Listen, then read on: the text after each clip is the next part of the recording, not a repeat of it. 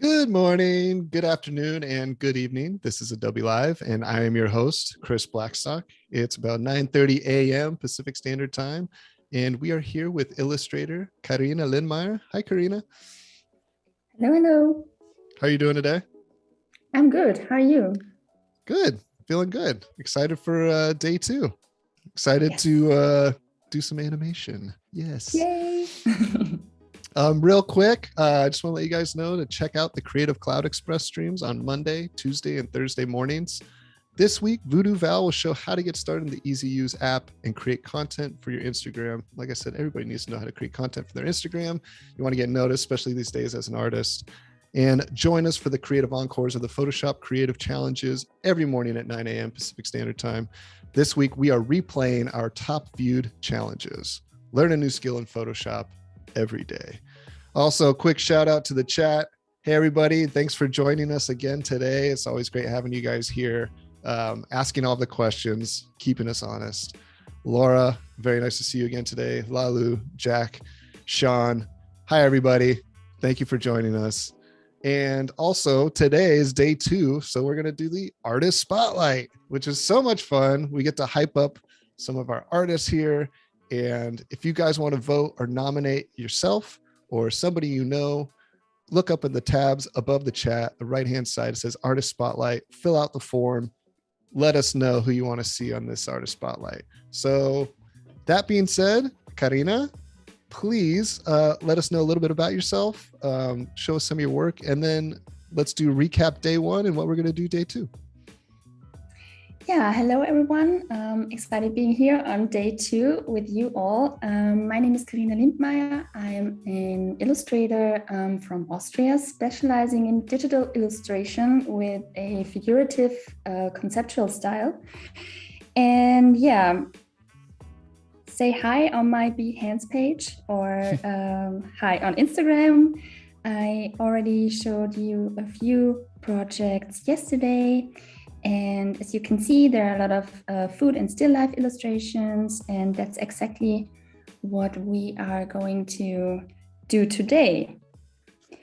And yeah, yesterday we started with a very nice food illustration, a table scene with some tacos, and I already worked on it to have everything prepared for day 2. So as you guys can see, a lot of things have changed within the artwork and a lot happened. There's more people invited to this dinner party, obviously. Yeah, exactly. Yeah. More tacos. More tacos. Yeah, so I decided to get rid of the background. So it was here before, and to expand it a little bit with more food and also with more avocados and lemons. Yeah, and to create a nice table scene. I think all improvements, I think, on this one. Yeah. We wanted to see more food. We were hungry. And I had tacos last night, by the way. So good. It was inspired. Which one did you get? I ended up doing with carnitas. So some carnitas, some corn tortillas.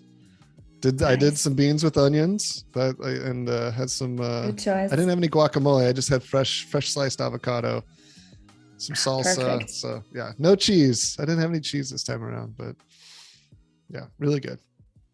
Sounds great. So as you can see, I can also show how we stopped yesterday, or where we stopped yesterday. It was this file. So as you can see, a lot, I changed a lot. Like also I told you yesterday that I'm a big fan of just go with the flow and dive into the creative process. So that was exactly what I did today. And as you can see, it's so much more energy in there if you just trust the process and add a few more elements. And I also made some group folders for all the elements yesterday. And today I just had to copy them. So it's very easy and super time saving as well. And yeah, I think today we will just add some movement, but very static one, like some lines and dots and breathing in some energy. And then we're going to animate some sparkling bits, like the one I showed you yesterday with the banana. Yes, so it's very sparkling, simple. Sparkling banana. Sparkling banana, exactly. Yes. Yeah, and I'm also not quite sure if I should continue with the pink one or if I should change the color into a blue one. So I think this is time. We've got Wade on here. This is something we like to do when I host, is we can do a straw poll and we can have people actually vote online. Wade can create a straw poll for us so we can get a real tally. So did you want to do that and see what kind of background we get? Please do it. Okay. All right. So show us our two options. Or is there more than two options? Is it two options? No, it's just two options. Okay. So we've got the blue background. Or the pink one. Okay. So blue or pink is our background. So let's see it again. Let's see it one more time. Let's see. Is it the blue one or the pink one? Ooh, this is a tough one. It's a hard one, right? Yeah. Yeah, this is tough. Very tough. I like the pink one. I don't know. Are you leaning any place? Do you like the blue better, or what do you think? They're both good. I'm not sure. Yeah, they're both. Yeah, I don't know if there's a wrong answer to this one. I will continue just with adding some please continue, and then it might take a second. So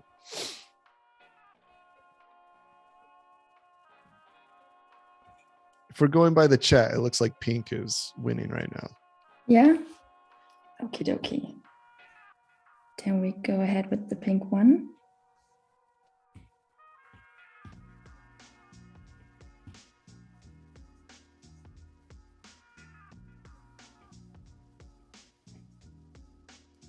All right, Wade's got the straw poll up. He's fast. Let's see. I'm pretty sure it's going to be pink, but let's see what happens here.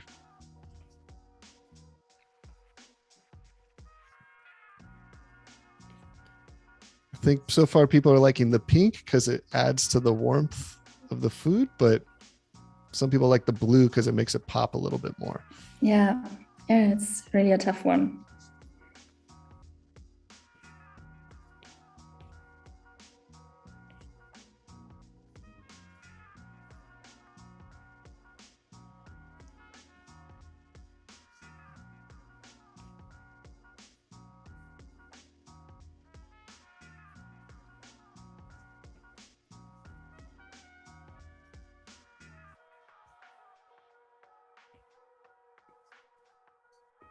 So right now you're just kind of adding, like you said, it feels like some kind of movement, a little bit of energy, and you're kind of replicating some of those shapes, like some of the food shapes, just kind of, is it just kind of squiggly, is just kind of keeping it so it feels like it's vibrating almost, or like it's kind of that feeling, right?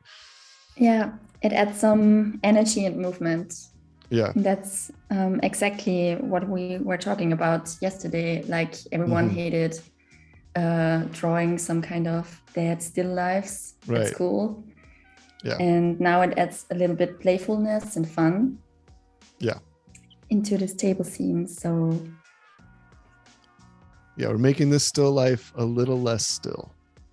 Yes, exactly. And I'm going to call it on the straw poll, pink 1, 9 to 5. So looks like we're going to go pink. Unless you want to change it. It is ultimately up to you. I love pink. All right. Thank you, Wade, for setting that up. Yeah, thank you. Yeah, but also, the blue one is also feeling very good. So what we're going to do is we're going to turn this into a print, and you're going to do 2 alternate. So extra work for you, but it's going to be better for us in the end.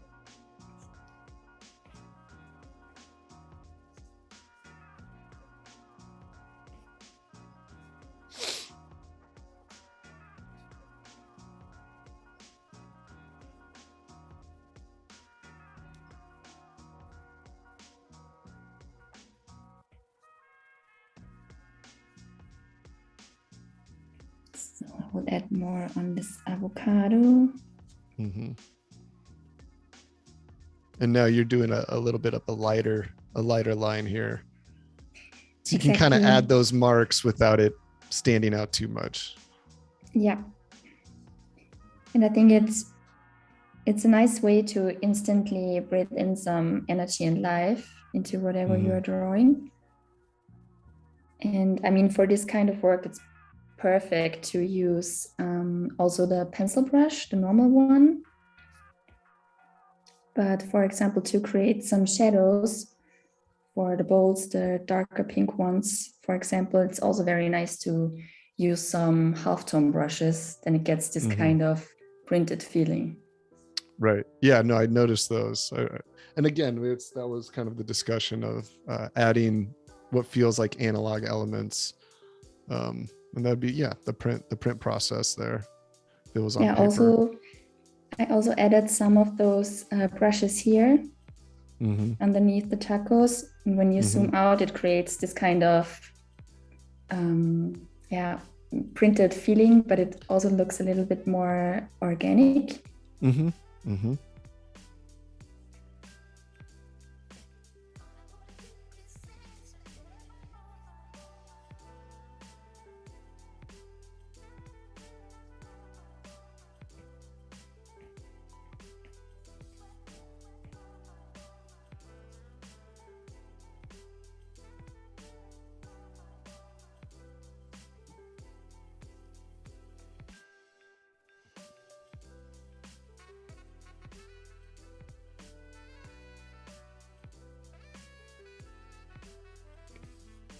So now you're adding a little bit of that pink into the tomatoes, correct? Is that what's happening? Like, it's yellow. Oh, is it yellow? Sorry. Yeah, but I had pink before. Oh, okay. Maybe that's what it was. It's so colorful. It's like a color explosion table scene. Yeah, I mean, it's full now. I mean, before I was curious before when you had it cropped with the wall, it's like, okay, what's going to go on that wall? Is that going to be busy? Is that going to be kind of like a rest point? So it makes more sense now, I think, because it's a very like full composition, right? And so you're kind of able to bounce around with the colors that you're using, which is really nice because there's a lot going on, but having those reds kind of anchoring it in different spots kind of leads your eye around with that pink. Yeah. So I think sometimes it needs something like the wall we had yesterday to balance it out if you want to focus on just one dish or one plate. So then it's sometimes better to have a wall or anything like a background. It could also be a curtain or anything else. Right. But in this case, more is more. Like yeah, that's what I mean. Yeah, since you went like full bleed, like it's all over it. Yeah, I think you can't really put too much detail at this point. This is fun.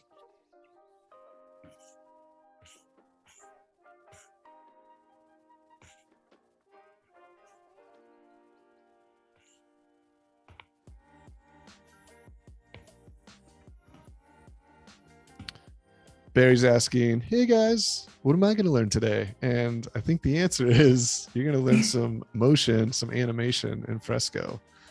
So that's where we're headed. Yes, we're starting pretty soon. Yeah, and Wade's got a point too, and it's kind of what I saw when I saw the kind of the remake of this. Is it almost feels like a wallpaper. It almost feels like it could be a pattern, which is really fun. You'd have to do a little more to those. It would be a little bit more work to do that, but it does have that feeling. Yeah, and it really pays off because it's so much you can look at within this special scene. So it's very nice to find new spots every time you look at it. So I really like that. I think you could refer to this as eye candy. I think that would be a good. Oh, that's very nice. Okay, now I think I'm quite happy. And now we can think about where to put the spots, the blinking ones. And I think we should definitely put one on the hot sauce. Yes. Let's do this. So I will simply click on. Yeah, is this so you're starting it on a new layer, right? Or is... Yeah, started on a new layer, and yeah, and then I would just Fresco will open up the animation tool, and then I will pick just a simply white color and start with a small dot.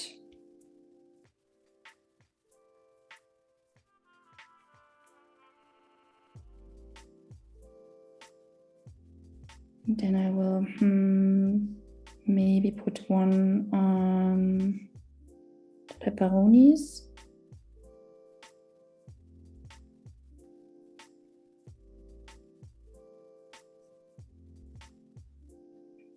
And then in the first place, I would like to find all the nice spots where I would add some blinking stars right. in the end.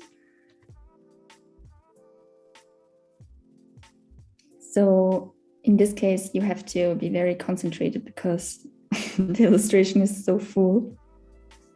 Right. You kind of have to know what this is going to look like in the end. Yeah. Yeah.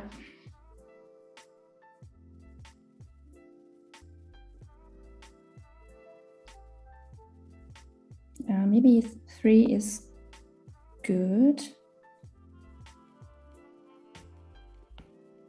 And then I will just duplicate the frame. Okay.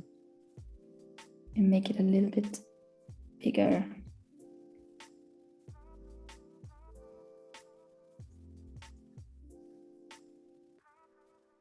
So basically you're doing a frame by frame animation in Fresco. Okay, very cool. Exactly. And it's very nice to create this also very analog touch. So I'm also using the normal pencil or the standard pencil brush in this case.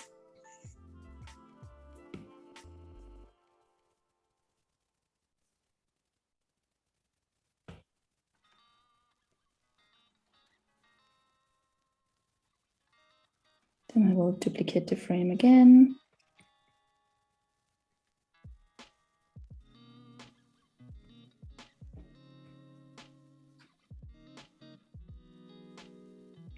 I mean, if you want to, you can also use or put another spot next to the star so it pops up after the other one gets bigger. It's also a very nice effect within just simple frame by frame animation. Well, it's nice too because each one is different. You know, you're going to get a slightly different animation for each sparkle. Yeah, I really like this kind of simple imperfections.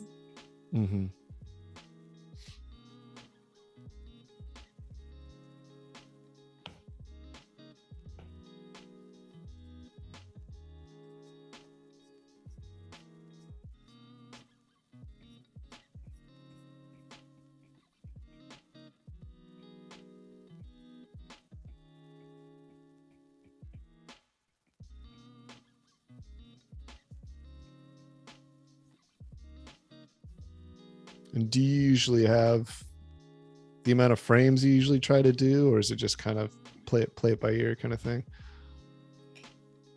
It depends, but I mean, in this case, for the frame by frame animation, I'm not a big fan of very complex animations. So I would prefer working in Photoshop or what's the other one? Not Animate. After Effects? Yeah, After Effects. Sorry. Okay. Yeah, okay. Exactly. So you have you can work on your screen and on your computer, and you have a lot more options to work with. Right.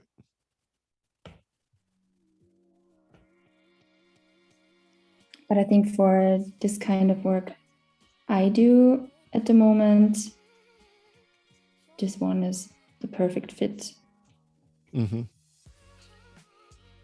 I really like it that you can work within your illustration. So yeah, you're not taking it out into something else. Yeah, that makes it very comfortable and easy to use. And you can also, like, if you need to adjust something within the illustration as well, as you're animating. Yeah. Exactly. Now, is this something when you kind of get to the end of this part, do you loop it back? Is it kind of like a looping animation that'll happen? Yeah. I will create some kind of endless loop. And I mean, if you want to, we can add some different animation elements in the end. But in this case, I will just go on with this kind of workflow.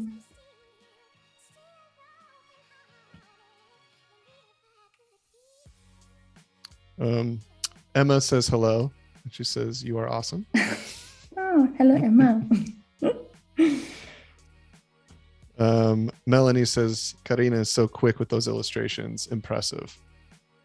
Oh, yeah. And IT is saying this is very inspiring. It makes you want to draw, which I agree. Oh my gosh, look how much fun that is. Okay, do that again. I want to see it.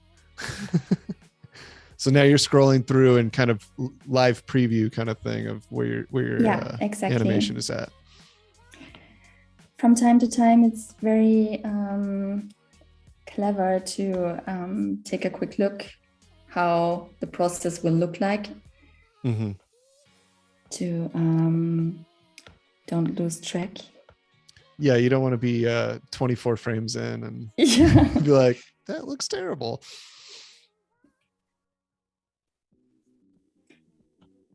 But maybe we should add some more sparkling stars.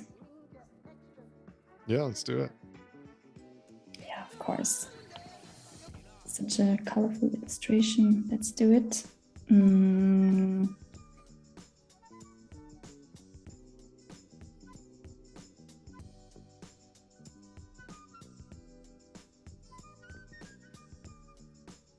So when you started doing this, was there anybody else or any kind of work that you looked to as inspiration, or you felt maybe the style you liked or the artist? Was there anything else happening or coincided with this move into still life? That's a good question. I think I'm constantly inspired by everything that surrounds me, but I really have the feeling that things that are not as perfect really are catching my eye every time. So I'm always looking for these imperfections or the little cracks. And I think that's also something that makes illustration especially very interesting. Yeah, definitely.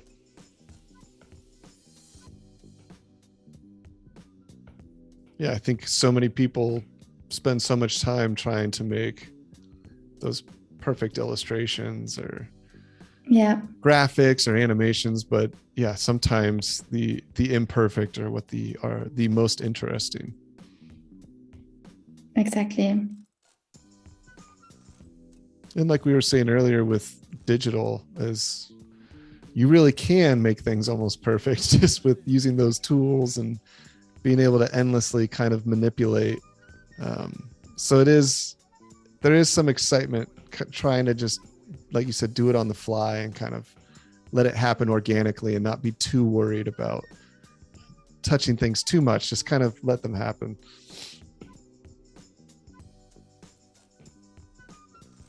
Yeah, and I think that's the most exciting thing about illustration or general being creative, to just go with the flow and trust the process somehow. Yeah, I think social media has made art more approachable for a lot of people. I think seeing that even the best of the best fail constantly or are frustrated or don't have good art days, drawing days, painting days.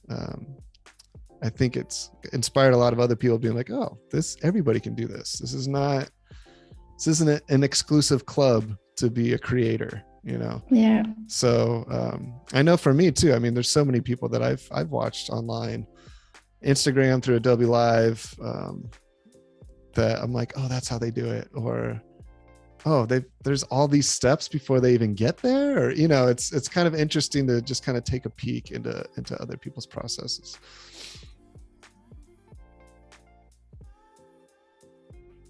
Yeah, and I think it's also very nice to connect with other people and other artists and exchange and talk about ideas. Definitely. Yeah, because I think illustration is definitely one of those things where it can be a very not lonely, but there's a solitude to it with, you know, working on a piece or an art piece.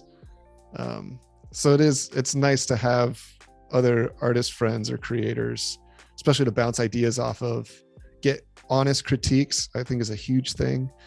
You know, if you're on social media, you might get some honest opinions, but you know, you might not always get the best critiques.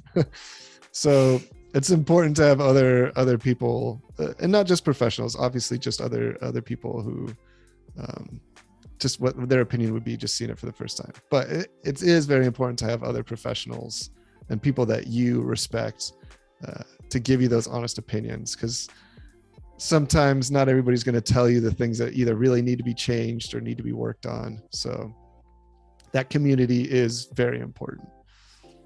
Yeah, it really is.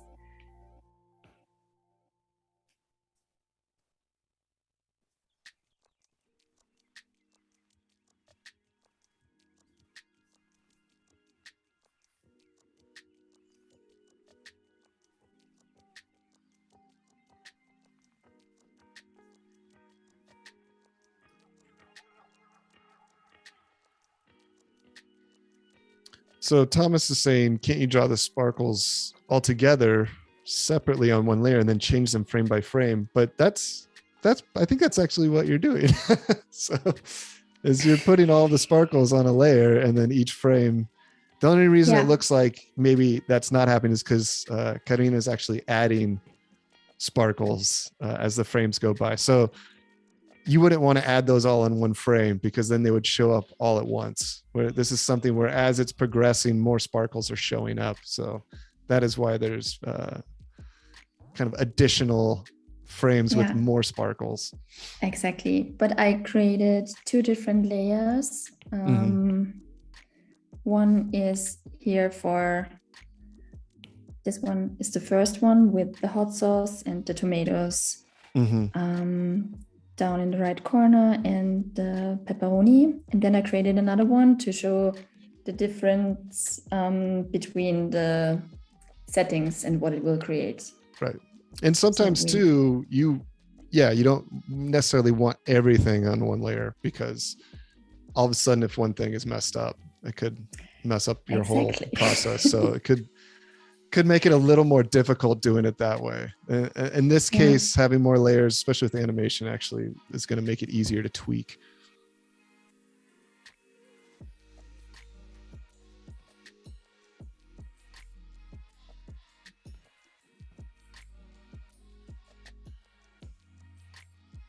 Yeah, it's already very shiny.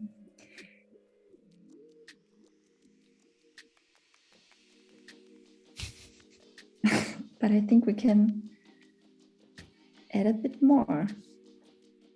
Let's keep going. Elise says, this would look so awesome on a Hawaiian shirt. I mean, I would wear this print on a shirt for sure. This is definitely take this to the beach down in Mexico. I'm there.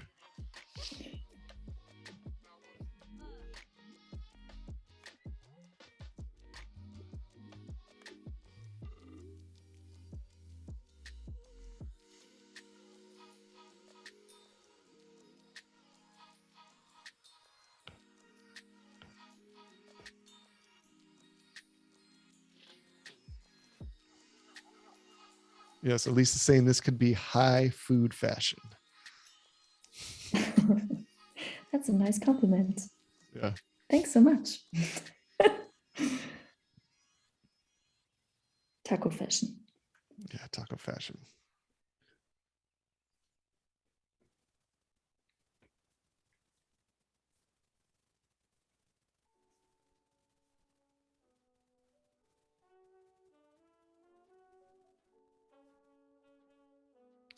So we're about a half hour into this stream today. This is day 2 with Illustrator Carina Lindmeier from Austria. We're doing a still life taco party today. And day 2, we are animating this taco party. So we're doing a little bit of some sparkles. Might get to some other stuff later on if we've got time. And if you guys are watching this on YouTube, hello, welcome. And if you guys want to come over and chat with us on Behance, it's b.net/Adobe Live. You can ask Carina any of your pressing questions about tacos, tablecloths, sparkles, all of the things. She'd be more than willing to answer. And today, as a reminder as well, we are doing the artist spotlight about an hour and a half into this stream. So if you guys are in the chat, it's on the top of the chat and the tabs on the right. It says artist spotlight. Fill out that form, nominate yourself or nominate someone that you love on Behance, and we can do a spotlight of them if they're chosen. So it's a fun hype session, get people to follow other artists on the network and in the community.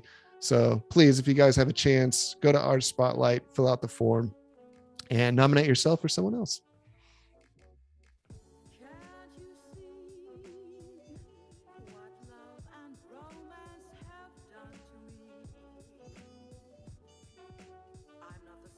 Everybody's coming up with ideas for where this needs to be printed on clothes.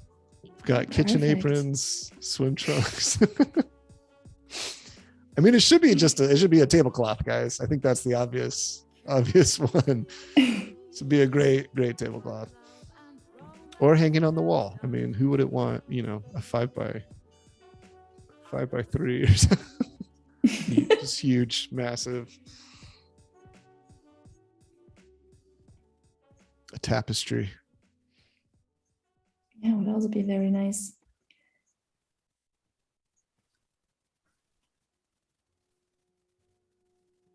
And I guess that being said, do you have a store or anything? Do you sell prints? Is there anything that people can buy directly from you, or is it mostly just client work? No, commissions? Yeah, mostly okay. Client work and commissions. Right. I thought about opening some shop on my website. Mm-hmm. But do it. Yeah, I should do it. But you should do it. Takes a lot of time. You've got plenty of time. Yeah. You just draw all day, right? That's all you got. That's all you got to worry about. You don't have any other outside responsibilities. Yeah, I will open a shop on my website this summer, Okay. but I will just sell some limited edition prints. Perfect. Got to make them limited. Yes. Got to make people want them. No, I think it's a good idea. And your work, it'd be fun to have on a wall. Oh, it's sparkly. Mm-hmm. It's sparkly.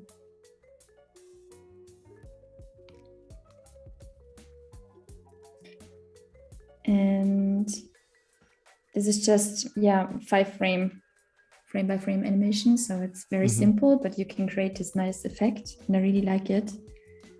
And can you change the speed of it at all? Yeah. Okay. And we'll also that'll all be at some the end frames kind of thing. And, yeah.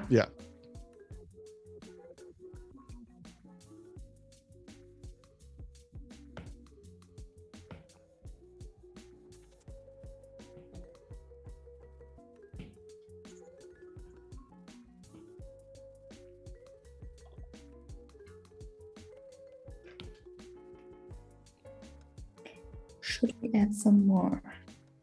Oh man.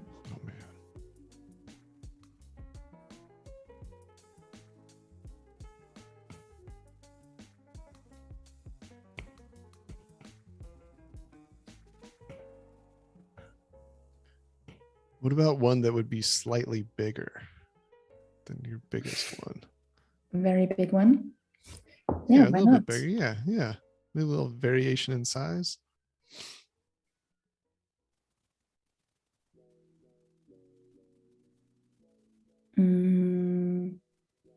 Maybe on the tacos? Yeah. The biggest That's the one focus. On the tacos. Yeah. Yes. The tacos are the focus of this thing. Oh. So here we go. Yes. Elise is saying the more the better. Yes. I think the same.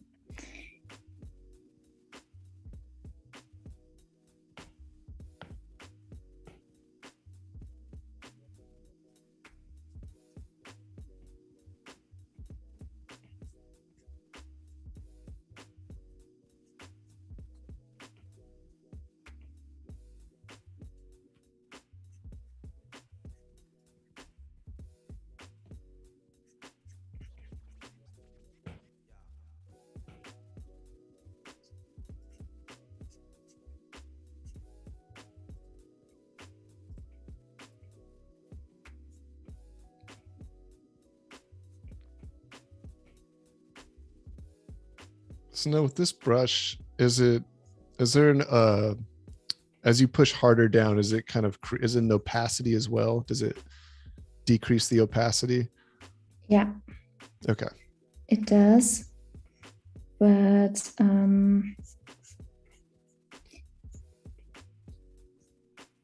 now I'm working with not so much pressure. Okay. Because I slightly go through the star growing process. So right, you want a little bit of that transparency around it as it's growing, right? Exactly.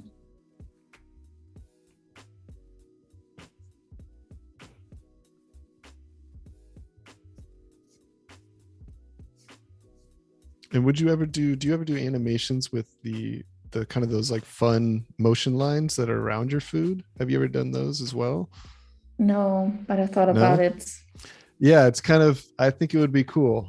It's definitely something they do a lot in animation, just in cartoons, but having those kind of lines that there's just a slight variation that they're almost like vibrating.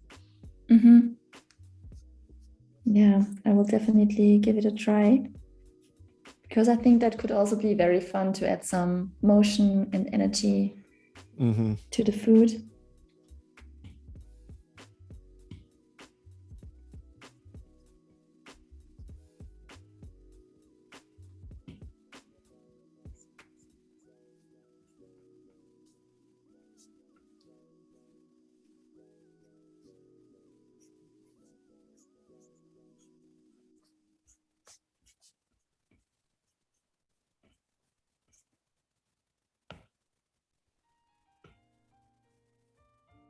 So basically when you're going to that next frame, you're just duplicating everything and then moving. Okay.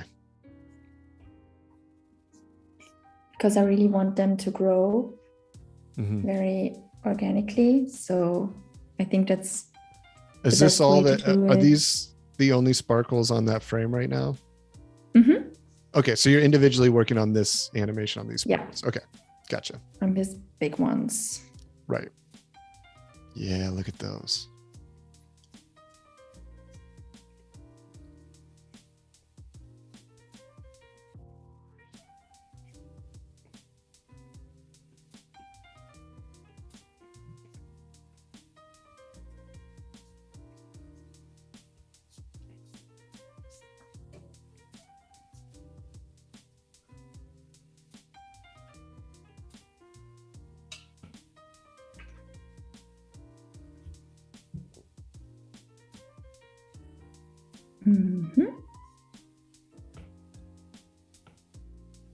Yes.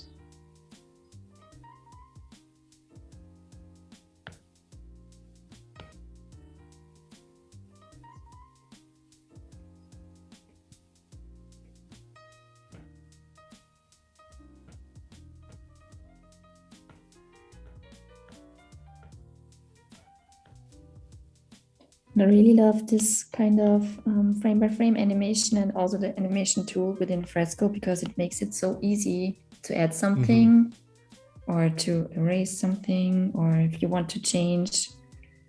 So if you were to add a layer in there, is it just kind of going to the layer and then saying add a layer and it just adds it next to it, or what's the process for that? Can you add layers in between the animation that you already have?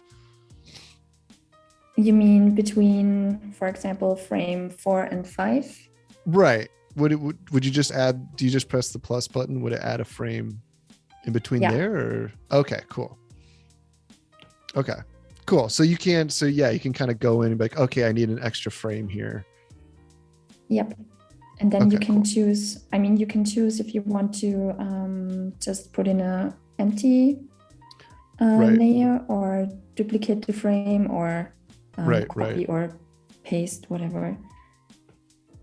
So it is kind of standard settings. And that's very nice because you don't have to do the work all the time. Well, and I think with a lot of programs too, like that with video animation, it's like you're working on a timeline usually. And I know for a lot of people that immediately becomes a little bit intimidating, and setting up keyframes or, and this is very intuitive and really simplistic for, in a good way. Yeah, it looks so easy. I mean, it is very easy to add motion. And especially in this case, because you just have to, I just duplicated the frames and then I just made it a little bit bigger or continued with the shape of the star. So yeah, it's very, very easy, but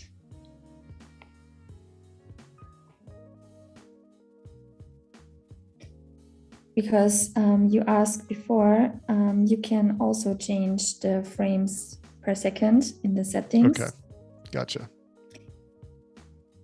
So, and this is just all in the settings tab, right? Just underneath there. Okay.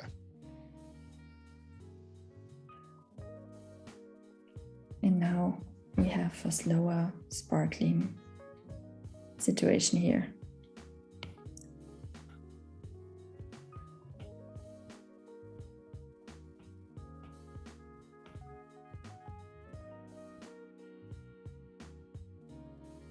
But now I would duplicate this one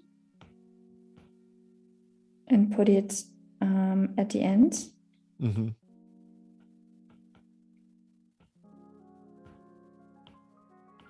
Just to create this organic growing feeling. And then it's easier to change something in the end. I mean, that's just my kind of workflow. Right. I think there are a lot of other ways to do it, but so you're animating it growing and then shrinking again. Yeah. Because you could also write like there could be if you wanted to boomerang it would do the exact same animation. Yeah. So it wouldn't. Yeah. So is that what you do, or do you go ahead and animate each frame as it shrinks to kind of still give it that organic? Both, but in this case, I would like to have it shrinking in a different.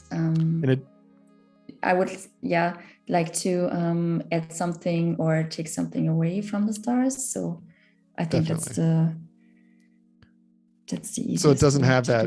It won't have that boomerang feel where you know exactly what's happening. You can tell it's kind of reversing itself. I mean, now it's sparkling differently. So as you can see it. Oh no, it's just blinking. Sorry. Fresco is going crazy. Like, what are you doing? What are you doing? Should have only done like 3 frames of animation. Stop trying to make a movie. Yeah. Yeah, now very it's cool. Different.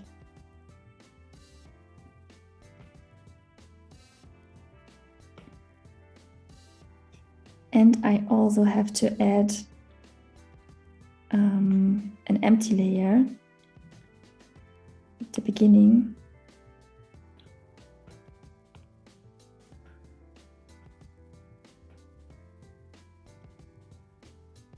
Whoops, yeah.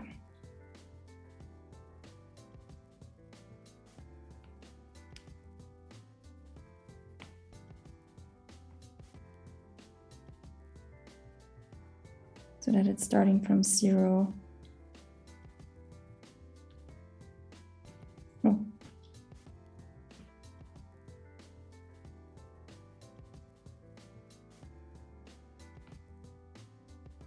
But I think it's so much fun. You can explore so many things within adding motion to your illustration, and also it's very exciting to play around and check out all the possibilities. And I mean, you can do so much with just adding simple things or taking something away. Definitely. And that's really. I think, like we were saying yesterday, it's also for, when you're posting content or when you're putting these out there, something that moves or has any type of animation, you're gonna take a second to look a little bit longer, and that could lead people to look a little bit longer at your illustration, get a little more invested. So it is that extra element, I think, and with your work, it works really well.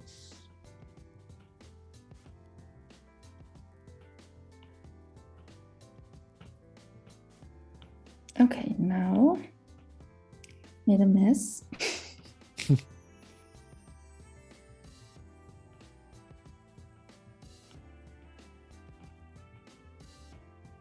Yeah, sometimes you have to be very concentrated to find the right frames.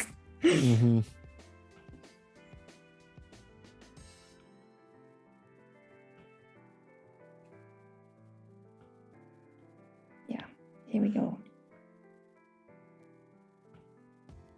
Yep, perfect. So we have the empty one, then starting with the tiny bits. Then it's growing frame by frame. I will delete this one. And yeah, perfect.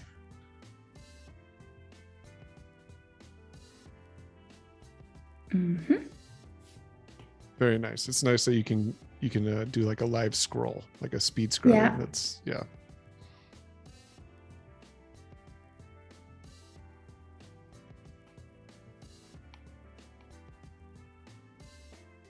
So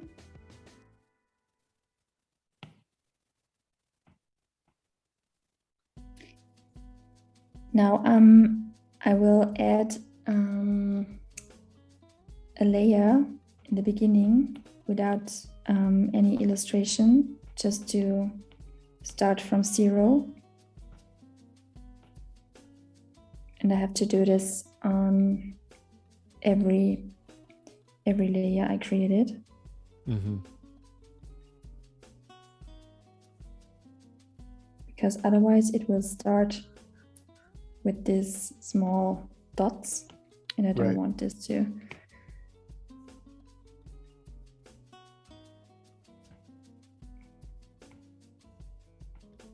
Okay, pepperoni, here we go.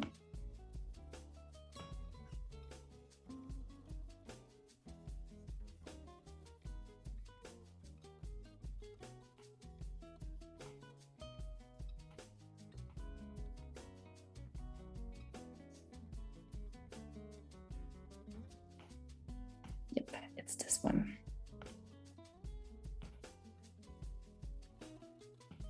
So now, is this something that you could do when you start the animation? Just make sure you have an empty frame as you start it. Mm-hmm. Okay. Yeah. Otherwise, it will start with the small dots. Right.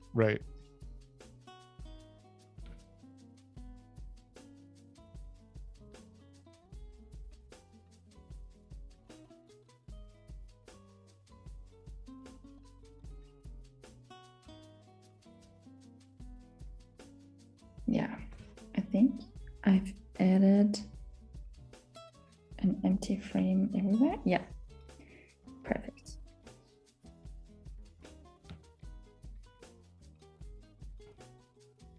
And now we can also set the settings to Boomerang. Mm-hmm.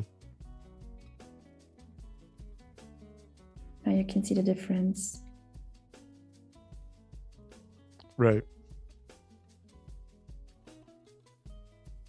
I mean, I think it's so nice to play around with all the different setting options. And I mean, it depends on whatever you want to create. Mm-hmm.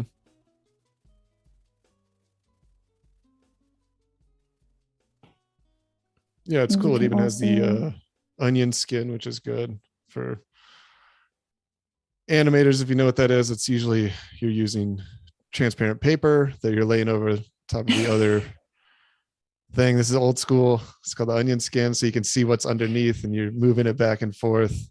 But yeah, it's got all the things you need. Oh, it even has a timeline if you want that. That's great.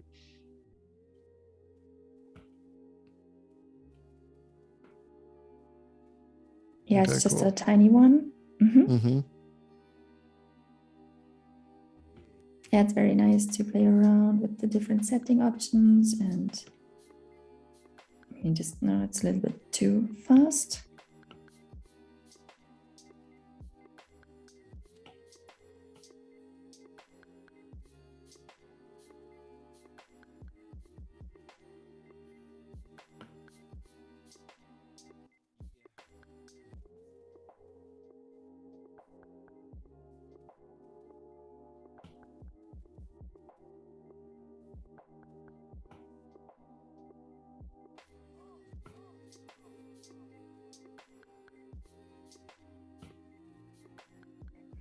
Should we add some more? I'm thinking about adding more sparkling. It could be interesting too, especially if you're adding more, to have them possibly alternating. So this layer could be coming up, and then as it shrinks, the other ones could be sparkling. Yeah. It might be pretty cool. That's a good idea.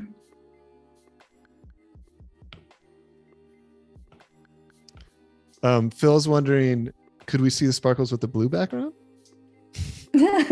Of course. Give me a second.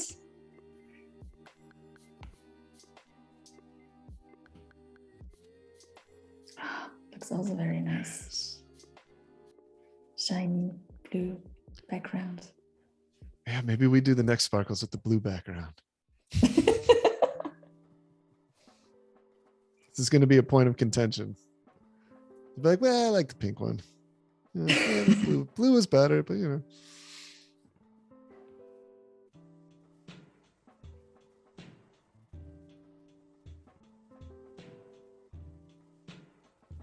Okay, so I will, make this layer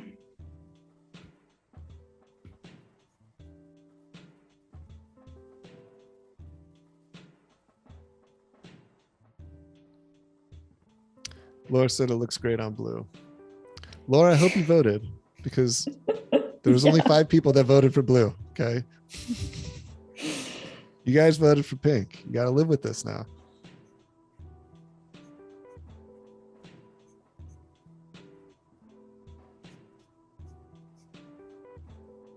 Yeah, Phil's saying it looks like constellations, which it does. It has that nice kind of starry, dreamy vibe. I think it's also very nice to have these analog brushes I use a lot recently, because they create this dreamy, or they underline this dreamy vibe a bit. Mm-hmm.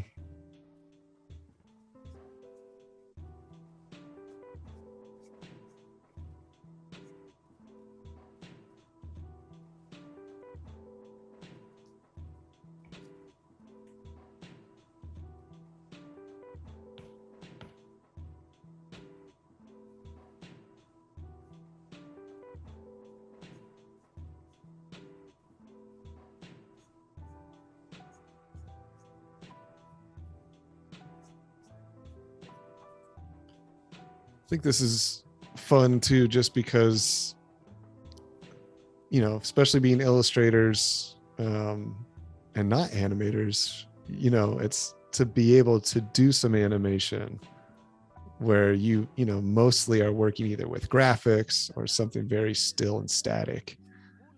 It is amazing how quickly it adds to the piece.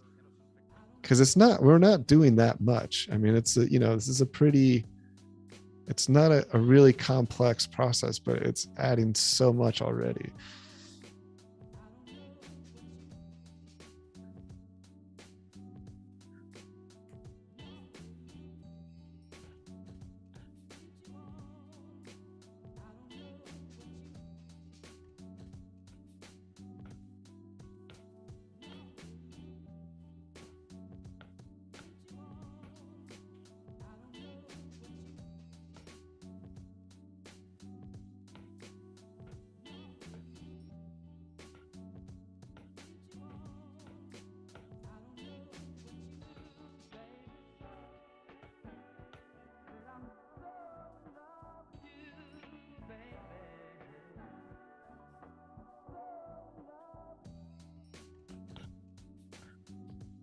So where's my frame? I lost my frame. No, here it is. No. Yeah.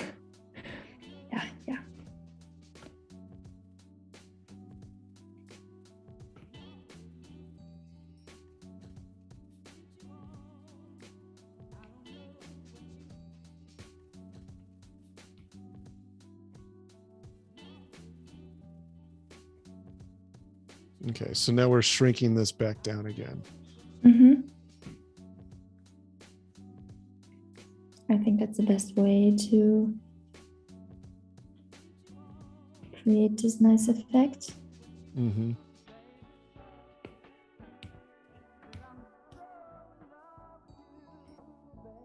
Yeah, everybody's saying that this seems like a very meditative process. Yeah, it really is.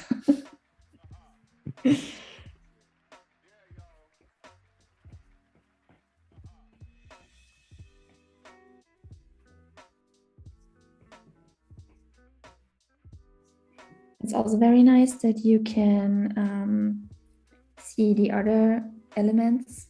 So you can play around and you see the stars here, up there, which are on a different layer.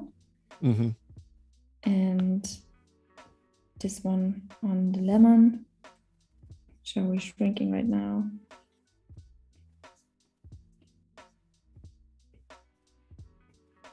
Yeah, so you're able to see the other frames animating to kind of give you some reference of where your frame should be on this other layer.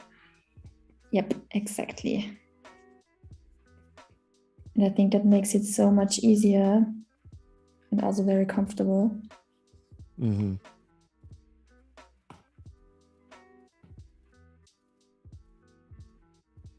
Yeah, that's nice.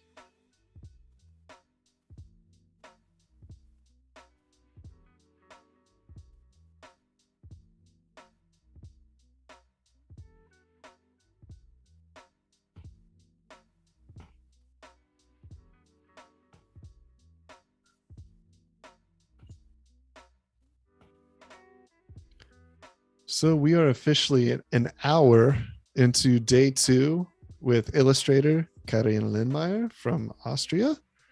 So again, if you guys are just joining us, we are doing a still life illustration of some tacos and assortments, a taco party, some would say, and now a glistening taco party. Everything's fresh. It's hot off the grill. Got the hot sauce, tomatoes, the beans, lemons. It's avocado. Can't forget the avocado. But we are animating this right now in Fresco. And if you guys are joining us on YouTube, hello, welcome. And if you guys want to join our chat live now on Behance, you can go to b.net/Adobe Live and ask Carina any of your animation questions now that she's a pro at Fresco animation. And so yeah, in about 30 minutes, a little less, we are going to be doing the artist spotlight. So if you guys want to nominate yourself or somebody else for the spotlight, you can do it in the chat and the tabs up above.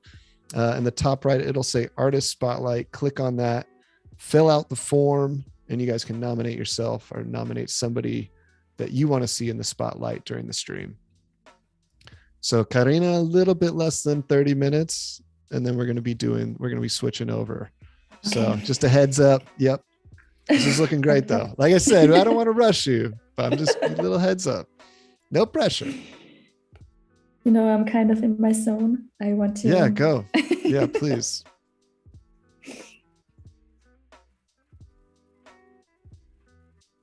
So now I'm adding some. Oh. Hello. Whoops. Fresco. Whoops. Oh. Too much. I hope the cloud was saving it. Yeah. Did it just crash? It was like, I can't. You're trying to. I want tacos now. Yeah.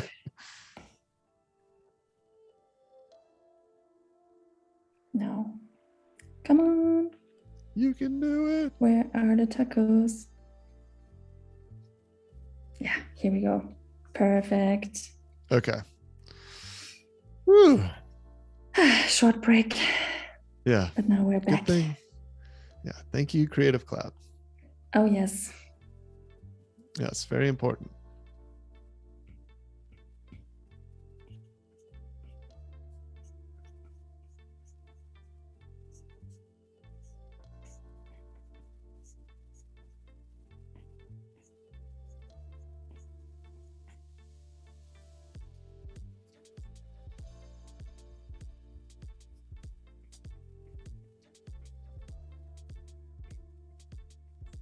Funny, I can even hear the contact from the pencil, and it's like I can tell that you have a matte finish because I can hear. I was like, it sounds like paper. Yeah. It's my screen protector. Yeah, it sounds like you're scribbling though. I love that.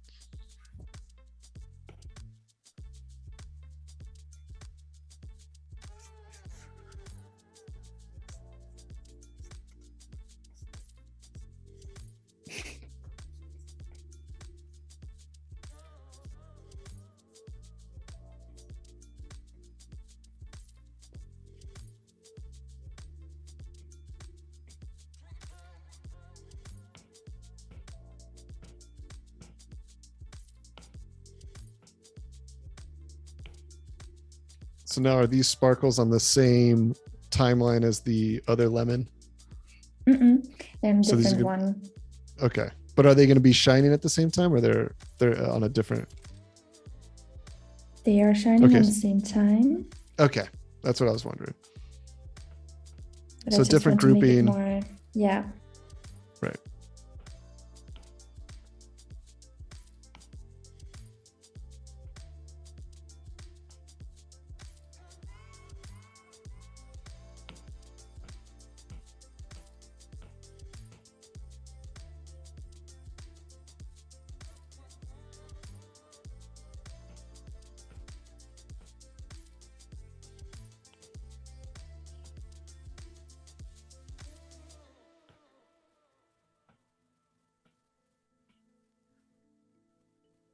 Okay, so we duplicate this one, put it in the back.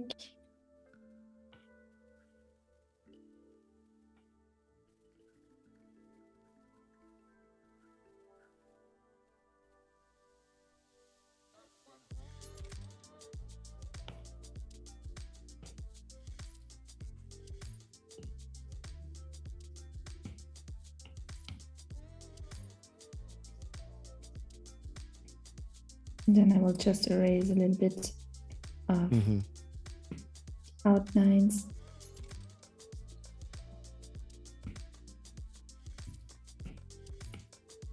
So you are duplicating the layer from the growing timeline, putting that on the back end, but then going back in and altering it a little bit so that it's not a direct duplicate, but you're able to get this. The timing is the same. It's just you can now work into it a little bit. Exactly. Gotcha. Which is a work smart, not hard technique right there. Yeah, this will create this nice feeling of old school animation, like you said before. Right. But yeah, it's like you're using, the new school part of it is you could just duplicate a layer and add it to the end. But now you're making sure that it still feels different, which is nice.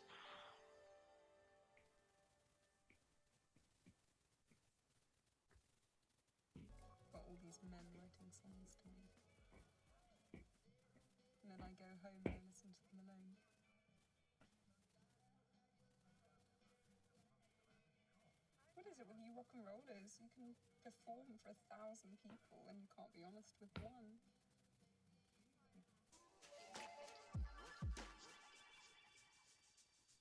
Now it creates a different sparkly scene. Mm-hmm.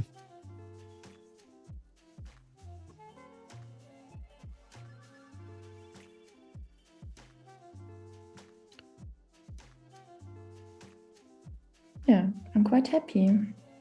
Yeah, this is nice. Let's put that on a loop. We're good to go.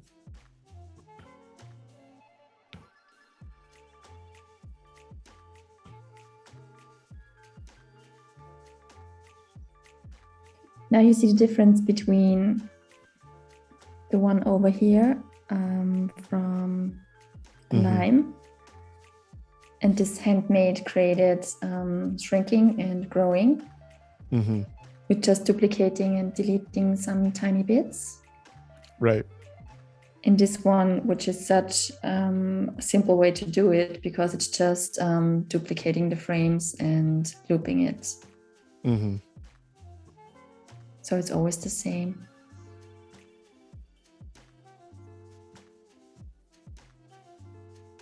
Yeah, it's a slight difference, but I think it's appreciated. I think for certain things, it might not matter, for quick posts or, but in the end, I think those extra little steps make it a little bit better. Yeah, I think the same.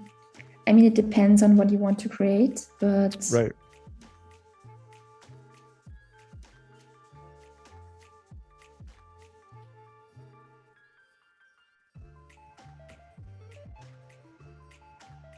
Yeah, I think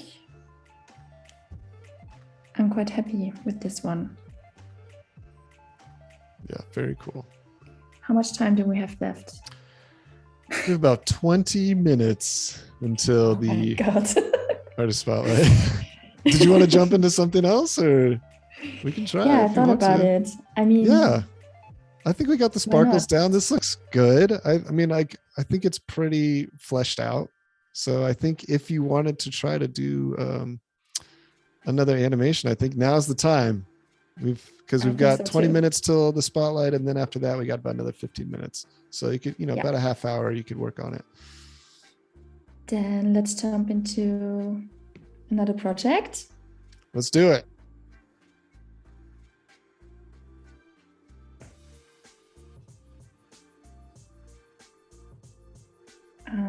I have already prepared a simple food illustration. And Yes. it's a nice toast with some ketchup on a plate. And now we're going to create some simple kind of stop motion thing where someone eats the toast. So we take some simple bites away. Right. Phil thought you were going to animate the squiggles on the other piece, so we'll have to bug you later for that. Sorry. Just go bother her on Instagram. I'm sure she'll love it. Just say, "You can do the squiggles today?" Just kind of still waiting for that. So in this case, I will simply duplicate the layer group and also the other one. And then I will just put them at the end to kind of save them for, I think it's always better to save your illustration files in case you want to change something in the end or you missed on something, then right. So you're saving the sandwiches themselves. You duplicated them so that if you wanted those original files, those original layers, you still have them. Yeah. No, I do that a lot as well. Yeah, and I think it's very helpful, especially when you work on very big files or big projects with a lot of details. It's a good tip to duplicate it and save it. Yeah, just in case. I mean, sometimes sometimes if it is a really, really big file, because I mean, I've worked on pieces that are, multiple gigabytes.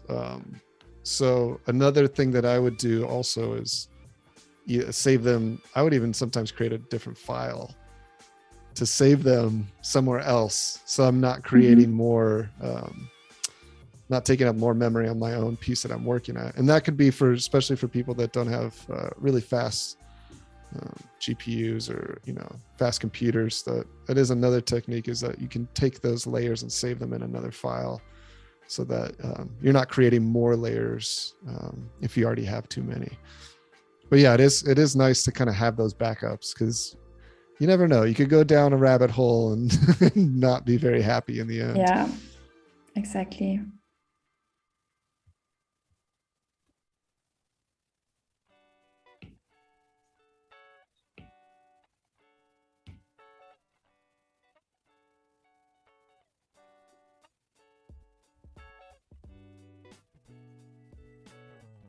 Now I will just take some pieces away. It's a bit of a nibble. I don't know if that's...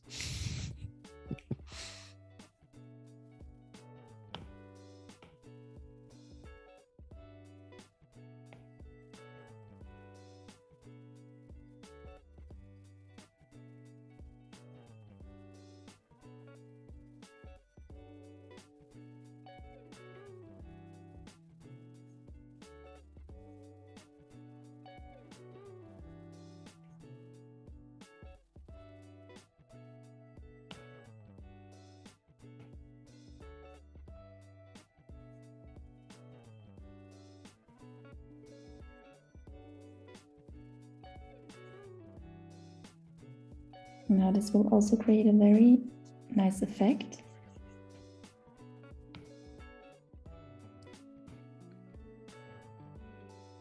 And I turned on the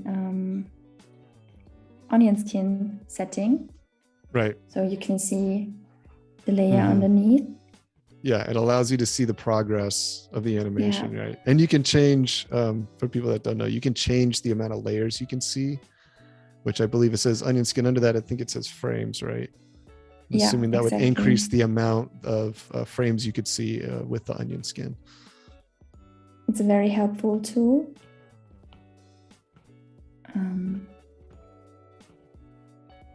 And it's also a very easy and simple way to create a nice effect within an illustration. I mean, it's also great content for social media as well. If you want to have some eye-catching, simple and quick content. Yeah, definitely.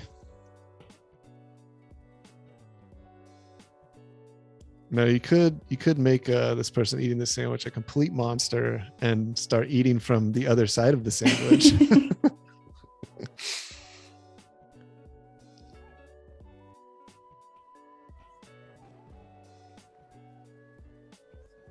No, yeah, it's actually, and it's really easy to see the way that they do these, the onion skin on this. And it also gives you kind of control.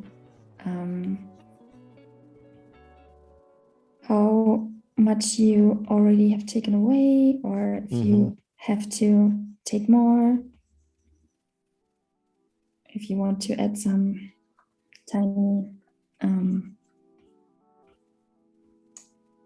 if you want to have some teeth on your sandwich.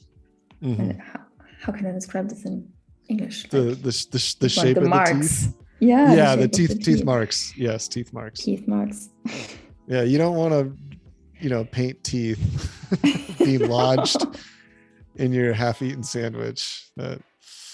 You might need to see a dentist at that point if your teeth are coming out. I think so too. Yeah. My son just lost his first 2 teeth, and the other night in the morning he just walks in, he's like, I pulled out my other tooth. It's like, okay. Good job, bud. We didn't have to go through that. Thank you. Did it all yourself. If you could just do that for the rest of them, that'd be great.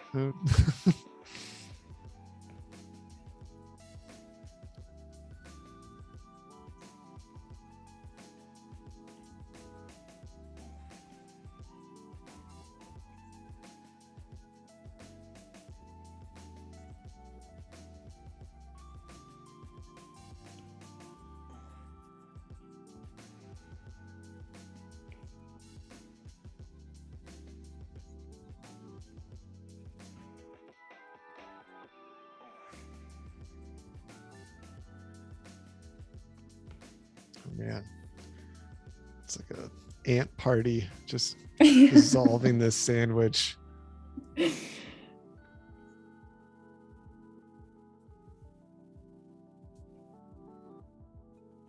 Oh, the tooth fairy is very much a thing. It's very much a thing in my household. Yeah. Yeah, he put it on his pillow the next night. Definitely. It's just a surprise that he had pulled it out right in the morning. Because we're like, okay, this, it's loose. It's got his other tooth's coming in. We're gonna probably have to do this tomorrow. My wife and I are like, okay, this is our first real tooth that we got to pull out. You never know. It could be blood. This could get intense. There could be some screaming and crying. But nope, nice and easy. Just walked in with a tooth, kind of handed it to us. Super sweet. Yeah, snuggled in the morning. And I was like, oh, so sweet. Easy.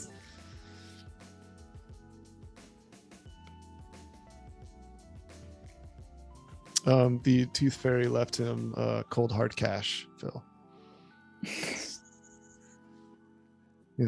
Cash rules everything around my son, I guess. That's gotta save up for that next Hot Wheel car for our racetrack.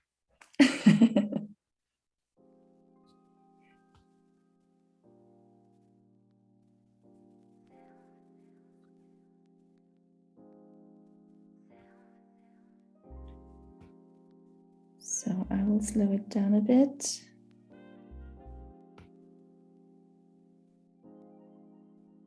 Yeah.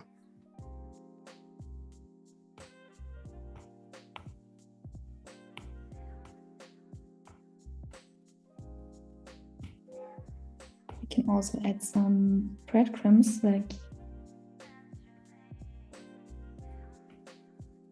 yeah, it's it's a little bit toasted, right? So it's yeah.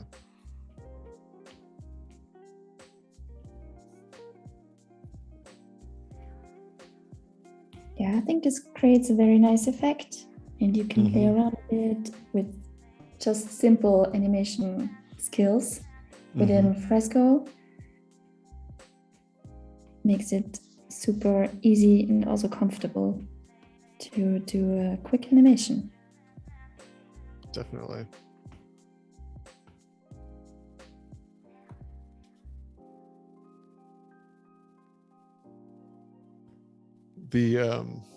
The eater of the sandwich's mouth is growing progressively larger.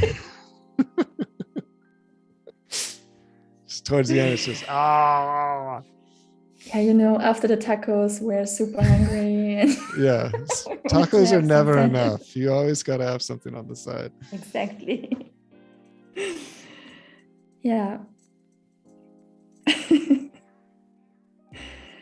Yeah, it's nice. I like that we're doing the onion skin. It's nice to see the layers this way, especially over. You've got it on the plate in the sandwich. You can kind of see the transparency as well. Yeah, and I mean, you can also play around with some other effects, like we can also add some motion to the ketchup within the eating process. And We got 9 minutes. that's good. Good Yeah, for me. yeah, go for it. Let's do the next Yes. part. Jump in. Perfect. I'm a little disappointed we can't do, animating my hand. Just Yeah, sprinkling. I thought about it. It's okay. I thought about it today, but yeah. It's okay. My heart's Content just for the next stream. Yeah. Yeah. My heart didn't break, but there's some cracks that formed. Yeah. So I can imagine. yeah.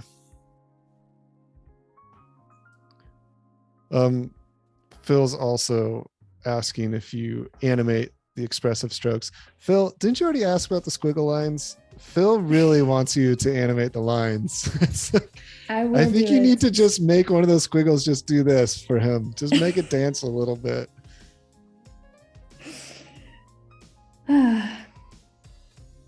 Make him dance. Make You're him like, dance. I wasn't planning this, Phil. No. Messing up my stream. I will think about it. All right, Phil. Keep an eye on my Instagram profile. Dancing strokes just for you.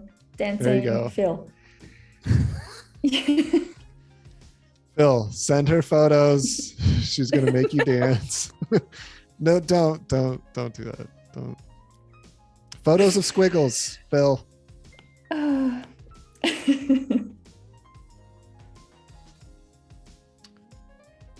right. I mean, we were talking about a dance party, I think, earlier. Yeah, that's true. Yeah.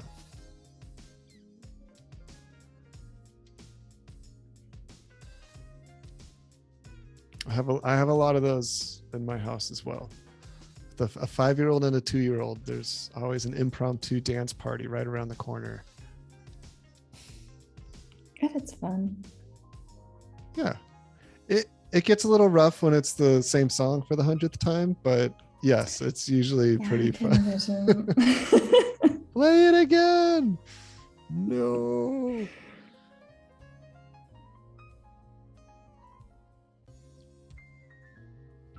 Oh yes, Phil is referencing a American sitcom show called Hanging with Mr. Cooper.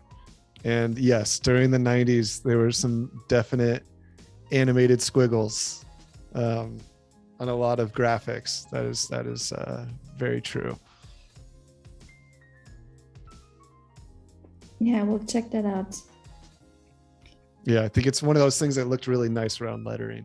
Kind of, like you said, it just kind of adds that energy, that movement to something that's usually pretty static.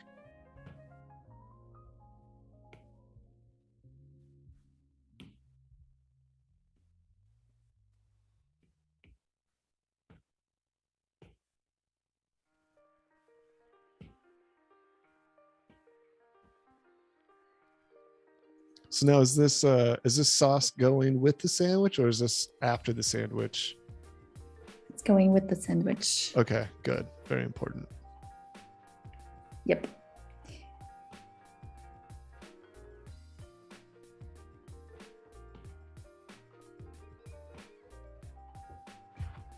But I lost my sandwich. Oh, here we go. There we go. And you got about 5 minutes before the artist spotlight. Perfect.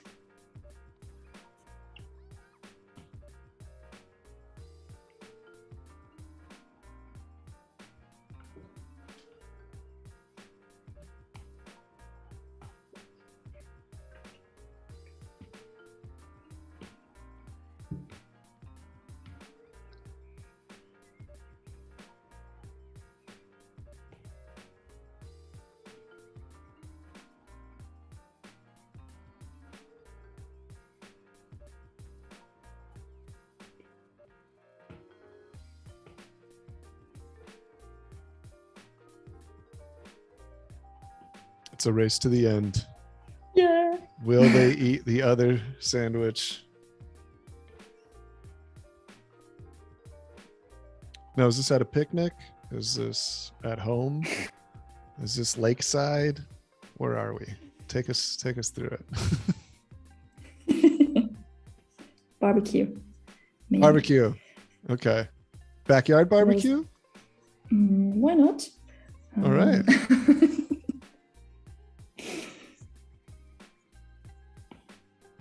Maybe it's a nice sandwich with some roasted veggies and fresh salad, tomatoes.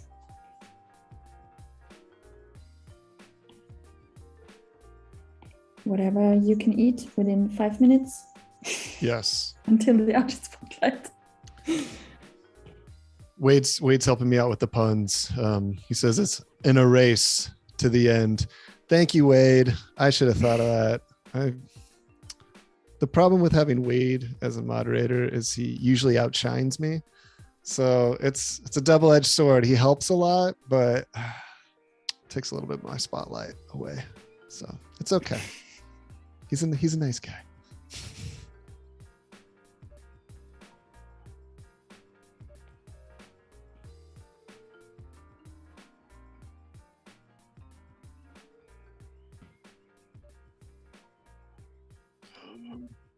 There we go. Yay.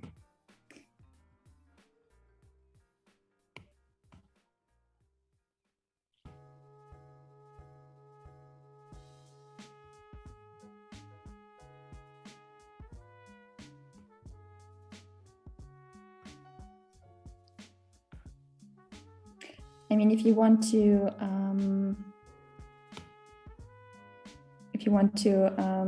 get them or eat them separately.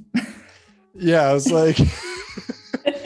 Then you have to add some more frames. Yes.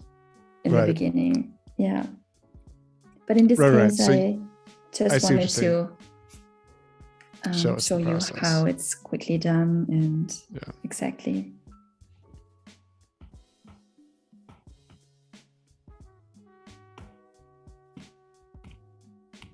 Now we'll add some more symbols. We have eaten our tacos. We have moved on to the sandwiches. And now that we are finished with both, we are now moving into the artist spotlight. So very exciting. And who do we have today for the artist spotlight? Let's see. What do we got? We have the fabulous Melanie Daveid. All right, Melanie. Yay. Yay. Applause for Melanie. She's an amazing illustrator and designer. And I love her work because it's very reduced, but still full of energy. I mean, she made a very nice design of some Christmas cards. Oh, that's beautiful. Yeah. I also like that she combines very bright colors and shapes and also works with some textures and structures within. And it's super interesting. Yeah, and got some nice lettering in there. Yeah. And she's also very that's cool. curious person, so she also tends to explore and want to know how things work. And yeah, her Behance profile is very nice. You should definitely check it out. And she's also host at the German Adobe team. Okay. So maybe some of you are already following her. And she created this project during a stream. It was about Olympic Winter Games. Very cool. And I mean, her work is so very reduced, but full of energy. It's like I said, and I really like it because she has a very strong stroke and lines, but it's always very conceptual. Right. And super strong and focused. Yeah, it's very graphic. Yeah, very like all the textures used in the right places. Like you said, those big texture strokes. And I think that's amazing. And also her Behance cases are always very nice to go through because everything is very well explained and she takes you through her process, whether it's illustration or design. And this one is one of my favorites. She's also a keen cyclist. And they organized a small cycling event last year, and she made all the graphic design and illustration. And I mean, that's how you do it. If you guys want to do some event posters, artwork, create it yourself. It's not that much work. Don't listen to anybody. It's super easy. Just create the event, make all the work. This is awesome. Yeah, it's amazing, right? Yeah. Like you said, really great choice of colors. Yeah, exactly. That's what I wanted to say. It's very, very nice and well balanced. Yeah, and these aren't not typical color combinations. That's Melanie. Hi, Melanie. Hi. So she also created an extra face filter for this event. Very cool. Super cool. Yeah.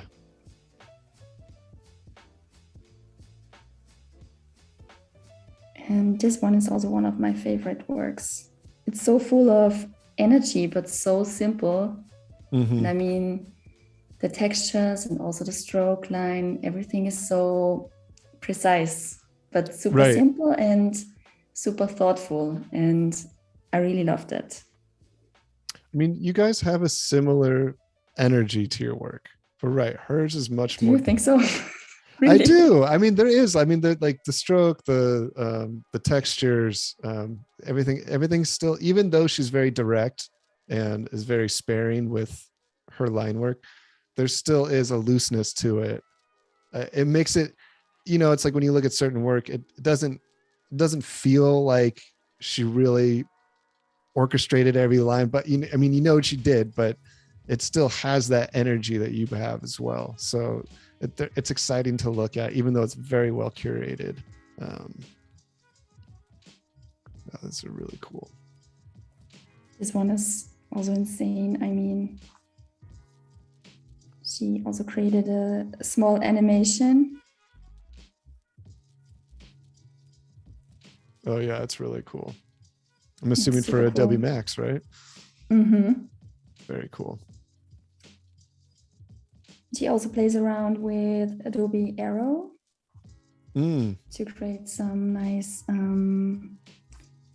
3D and augmented reality projects. It's very cool. Yeah, super cool. Very talented one. Yeah, so if you guys aren't exploring everything, if you're only good at one thing, you're gonna fail. Like Melanie, just be good at everything and you'll get plenty of work. Be Melanie. Yeah, just be Melanie. Be like Melanie, yeah. Figure it out. Yeah, super cool. Oh, that's really definitely pretty. Check her out. And that was another Adobe Live, was it not? So is that something people can go and watch? I think, yeah, but it's German. Right. Well, Yeah. you have to learn German, but you could watch. You could Yeah. watch the action. You can watch, yeah. And for this project, she made some patterns for some jackets. I think that's also very interesting to work on different or with different materials, because then you have a different approach as well, and you have to take care of the printing thing and also how the colors will turn out in the end. And I think that's right. I mean, this one is amazing. Yeah, it's very cool. Yeah, we're starting to move into the more fine folk art, style. Yeah, this is beautiful. Was this the liner of the jacket? Was it on the inside? I think it was on the inside.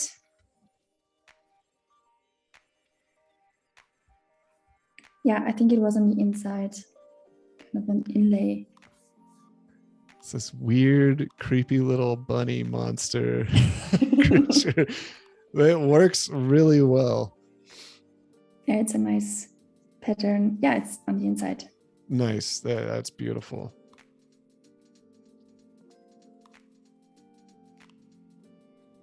Yeah, very talented. It's really cool seeing your art in different formats. Yeah. Yeah.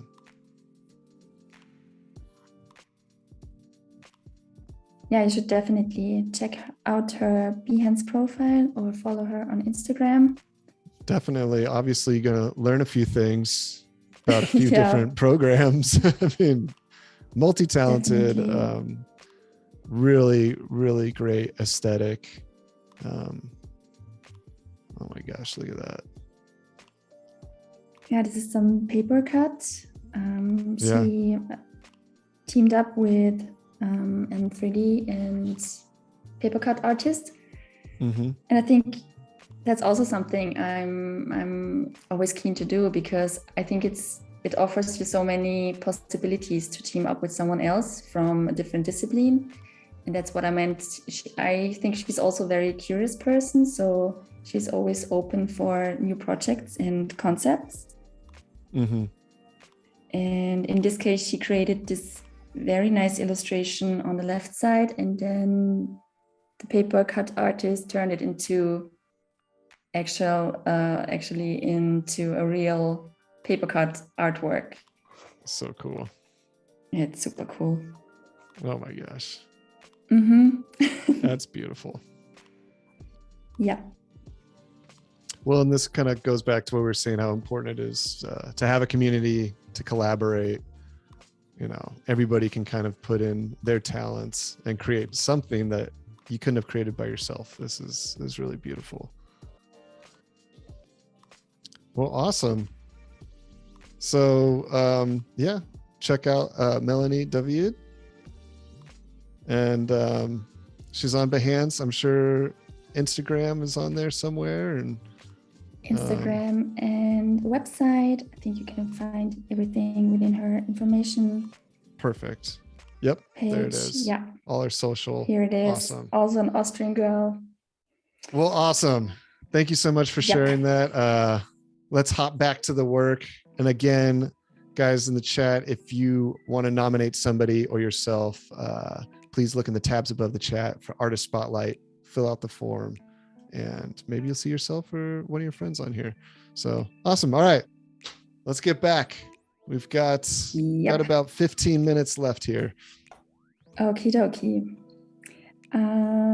Where did we stop? I think we finished the sandwich. Yeah. We had some time. Did you want to put them on different timelines so that each sandwich is eaten separately? Yeah, exactly. This is what we're doing right now. Right. So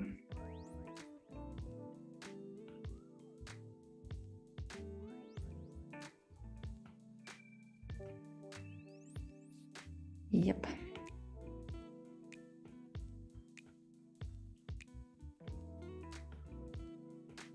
So in this case, I will just duplicate the frame, but then you have to be aware that you also have to duplicate the frames on the layer from the other sandwich.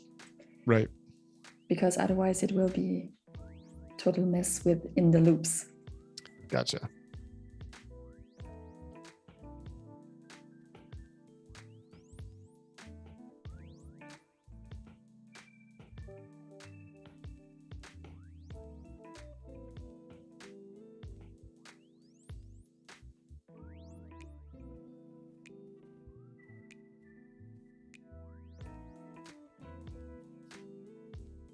So now we have 17.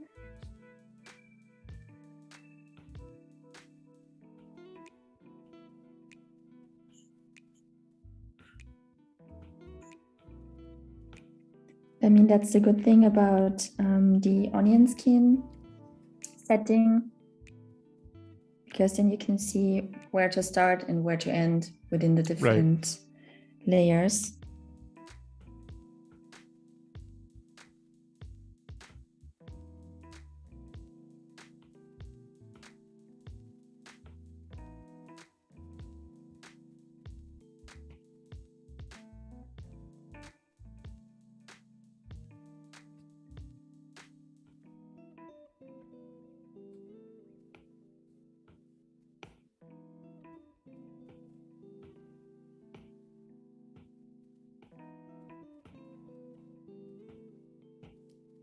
So close.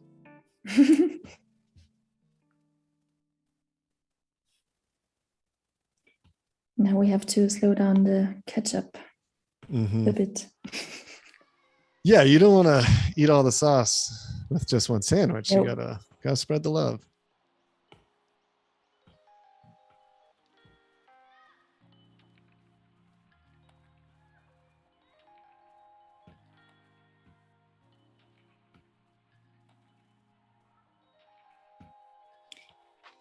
Okay. Yep.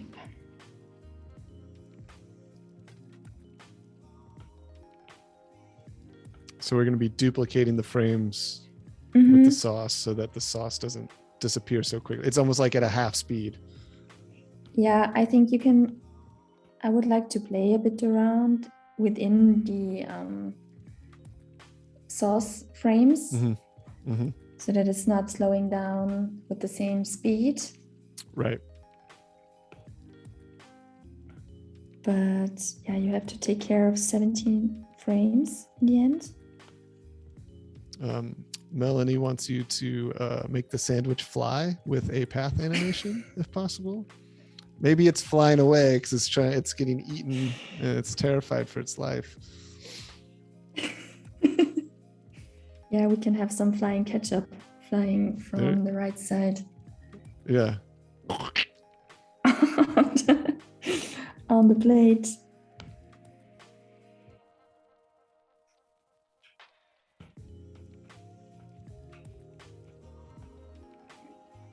Let's continue with this because it's almost done, and then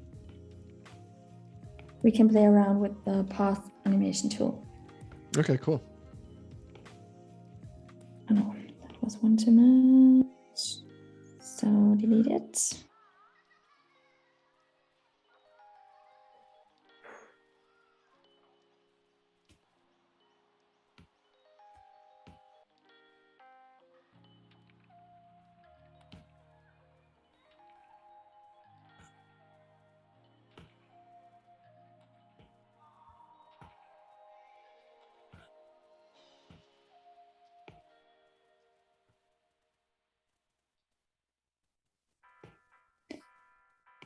So in this case, I have to extend the timeline a bit.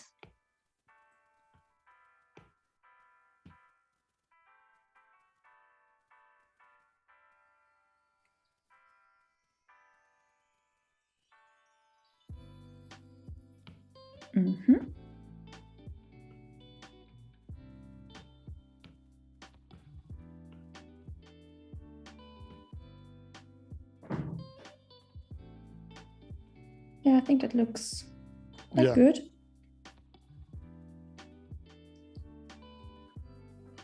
Not too fast and not too slow. I mean, if you want to, you can play around with the settings and increase or slow down the frame per second Right. thing. If you want to play a bit with the speed.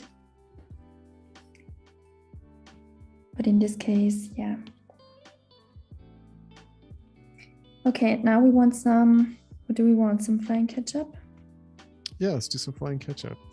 Or a flying sandwich? Yeah, I mean, it's up to you. Yeah. We're tight on time. This is you got to be the decision maker on this one. Yes, okay. I will make the decision. Okay, I will copy this one.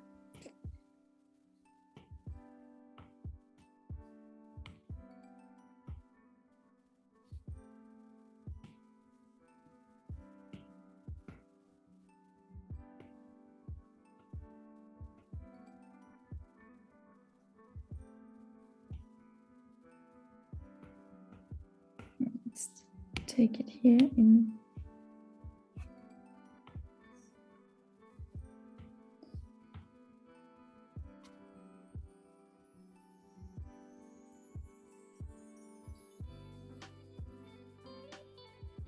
And now you can create a path where the sandwich is flying to. So if you want to, I mean, in this case, it's super slow, but you also have these nice settings. Yeah, you can also add a lot of sandwiches. We should have done this with the taco party. Yeah, that's true. Instead of the sparkling stars, flying tacos. And yeah, very cool. Yeah, you can play around with the settings within. I mean, in this case, it makes no sense to add so many right. sandwiches.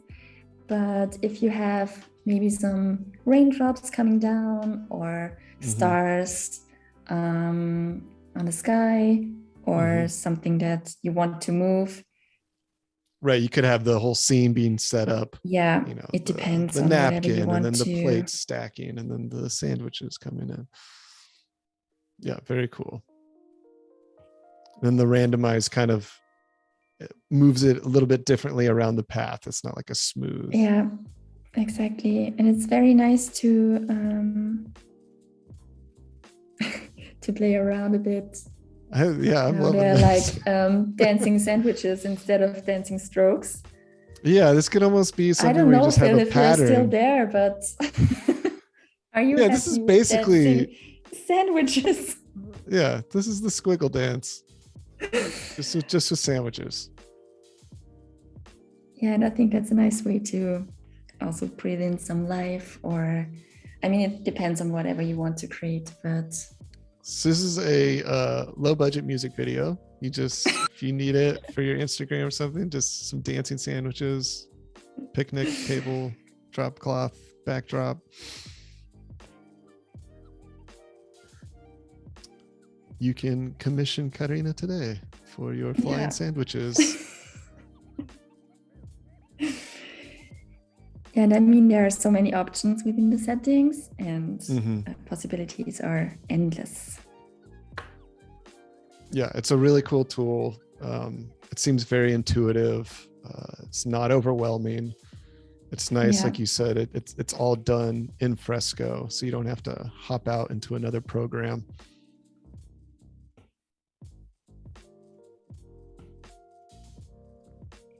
Well, we got about 5 minutes left. I think now would probably be a good time. Do you want to just kind of take us through the past 2 days, and then we'll wrap up? I can also show you the sketch from the very beginning. Perfect. And my iPad is hungry as well, I guess. For memory.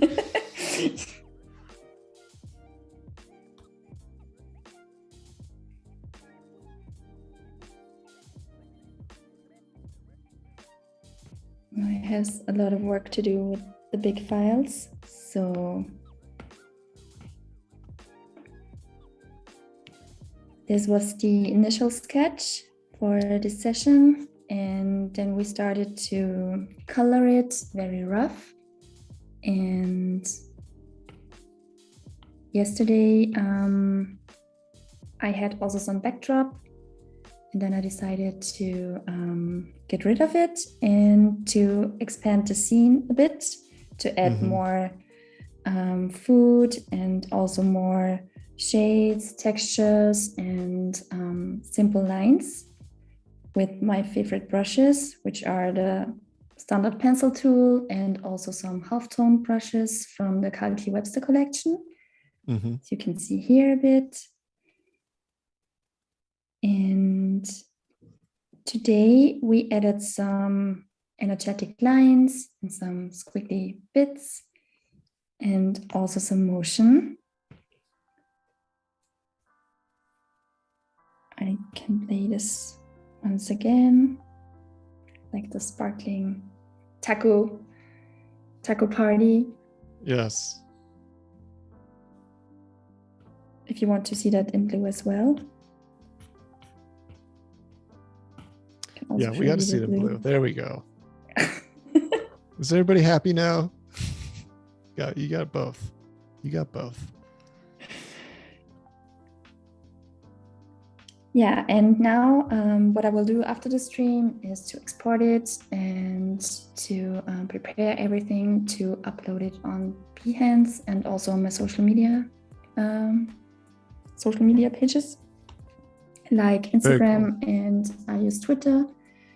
And then I think that's a nice artwork. And we added some simple animation, and also we had a sandwich and flying sandwiches. I mean, yes. I assume everyone is happy now. Yeah, I mean, if you end the stream with flying sandwiches, I think you did your job. I think we're good here. Well, thank you so much, Carina Lindmeier, illustrator from Austria, doing our still life portrait painting in fresco as well as animation. It was a really fun 2 days. I hope you enjoyed it. It was super fun. Yeah, you did awesome. I feel like we learned a lot. And also thank you, chat, for coming, hanging out. As always, you guys are always really fun and always have great questions. So yeah, please go watch day 1 if you didn't see day 2. You guys will learn a lot. And yeah, just a few more things. You can stick around for the next best of Illustrator Creative Challenge replays, and it's immediately followed by day 2 of an introduction to AR with Luke Choice from Velvet Spectrum. Thanks again, everybody. Had a blast. Thank you again, Carina. Please have a good evening and a great rest of your week. And bye, everybody. Bye-bye.